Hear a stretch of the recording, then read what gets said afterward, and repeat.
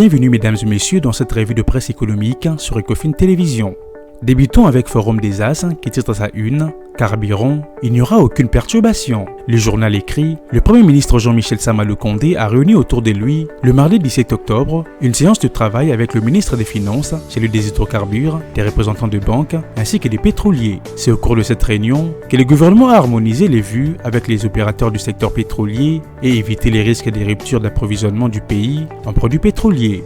Sama Lukonde a pris à bras le corps la problématique du paiement des manques à gagner que le gouvernement doit aux pétroliers pour parer à toute perturbation dans l'approvisionnement. C'est ce qu'a confirmé le ministre des Finances, Nicolas Kazadi, qui a donné les assurances qu'il n'y aura pas de perturbations dans la distribution des produits pétroliers. Le journal souligne, les groupements professionnels des distributeurs de produits pétroliers avaient adressé le 11 octobre courant au vice-premier ministre, ministre de l'économie nationale, un courrier relatif à la situation très difficile des sociétés pétrolières du fait non des paiements par le gouvernement de leurs créances, ce qui à l'évidence devrait rendre difficile leur capacité à renouveler leur stock. Sur le plan social, le Premier ministre ne s'est fait guère d'illusions.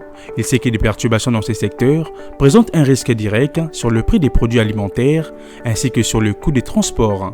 Le confrère poursuit, il était donc dans l'intérêt du gouvernement de convaincre les banques commerciales concernées par cette question des procédés ou décaissement de fonds requis en vue d'effectuer les paiements au titre de pertes et manques à gagner qui en découlent. Ainsi donc, si l'on croit le ministre des Finances, l'exécutif a réussi à apaiser les pétroliers car toutes les dispositions sont prises pour que les banques s'exécutent dans un bref délai afin que la situation se normalise.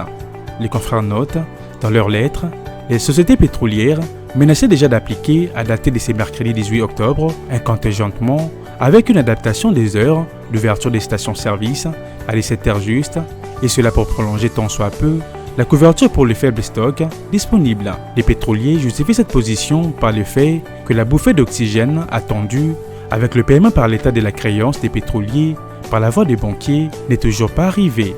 Les sociétés commerciales, incapables de payer leurs fournisseurs, subissent des menaces et font face aux réclamations d'intérêts débuteurs du fait de dettes arrivées depuis longtemps à échéance. Les lignes de crédit auprès des banques sont au maximum, regrette-t-il. Pour l'instant, le gouvernement a évité ces scénarios catastrophes. L'idéal pour le gouvernement d'apporter une solution sur le long terme. C'est dans ce cadre que l'exécutif avait adopté le projet de lancement d'appel d'offres pour l'attribution de 16 blocs pétroliers à travers le pays. L'objectif est l'amélioration des recettes de l'État et l'augmentation de la production nationale du pétrole. Conclut le journal. Poursuivons cette revue de presse avec Africa News qui titre à sa 9e page « Fonction publique, Jean-Pierre Liaou dote l'administration des hydrocarbures d'un nouveau cadre organique ». Le journal note « Dans le cadre de la réforme de l'administration publique, le secrétaire général du ministère des hydrocarbures est désormais doté d'un cadre et des structures organiques. C'est le vice-premier ministre en charge de la fonction publique Jean-Pierre Liaou qui a remis cet outil moderne de gestion, de communication et d'évaluation au ministre des hydrocarbures Didier Boudimbo en présence des secrétaires généraux de la fonction publique et des hydrocarbures ainsi que des experts des deux ministères.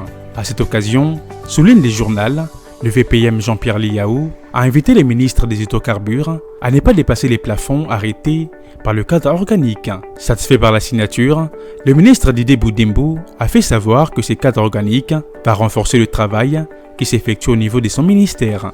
Le confrère poursuit, le cadre et les structures organiques définissent clairement les responsabilités des uns et des autres pour permettre au ministère des hydrocarbures de jouer pleinement son rôle dans les efforts de développement socio-économique de la République démocratique du Congo. Cet instrument de gestion élaboré en commission mixte par les experts de la fonction publique et des hydrocarbures est destiné à servir des boussoles dans la transformation du mode de gestion des ressources humaines du secrétariat général des hydrocarbures. Il va également servir d'outil de référence pour satisfaire aux impératifs de la maîtrise des effectifs et de la masse salariale.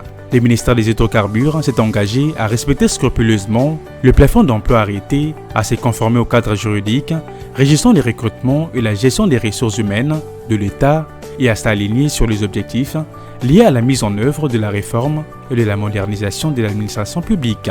Conclut le journal. Fin de cette revue de presse économique sur Ecofin Télévision, mesdames et messieurs. Merci de votre attention.